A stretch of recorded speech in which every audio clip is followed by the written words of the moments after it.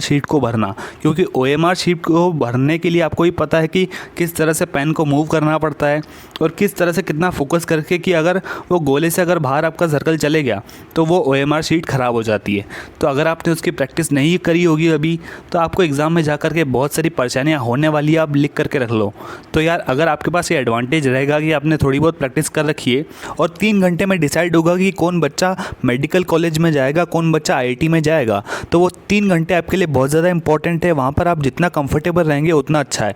तो आपको बताना चाहता हूँ कि अभी ज़्यादातर बच्चे जो है वो पहली बार जा कर के वहाँ पर मास्क पहनेंगे, पहली बार जा कर के वहाँ पर ग्लव्स का यूज़ करेंगे और एग्ज़ामिनेशन हॉल में डायरेक्टली जा कर के एग्ज़ाम में अपीयर होंगे और फिर उन्हें पता चलेगा कि एग्ज़ाम में ग्लव्स को यूज़ करना, मास्क पहनकर एग्ज़ाम देना कितना मुश्किल काम है।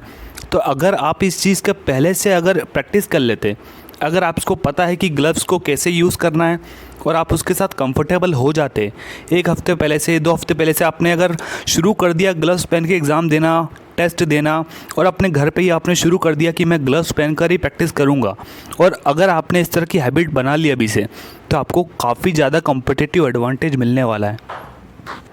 तो आपको अपना जो है कंपटीशन हटाना है, क्योंकि आपको मैं ये नहीं बोल रहा हूँ कि आप दूसरे बच्चे का जा कर के क्वेश्चन पेपर बिगाड़ दो या फिर उससे कुछ उल्टा सीधा कुछ काम करो। मैं आपको सिर्फ ये बोल रहा हूँ कि आप अभी से प्रिपेयर हो सकते हो, क्योंकि आपको पता है कि ये सिचुएशन आने वाली है। आपको एग्ज़ाम में किसी ना किसी तरह से आपको मास्क पहन के एग्ज़ाम देना है, और मास्क पहन के एग्ज़ाम देना है तो आपको उसके लिए कंफर्टेबल होना पड़ेगा। आपको मास्क पहन के, ग्लव्स पहन के आगे भी काम करना है। अगर आप डॉक्टर बनने जा रहे हैं तो आपको इसके साथ कंफर्टेबल होना पड़ेगा। तो इसलिए अगर आप अभी से थोड़ा सा प्रैक्टिस करना शुरू कर दें, ये बहुत छोटा सा पॉइंट।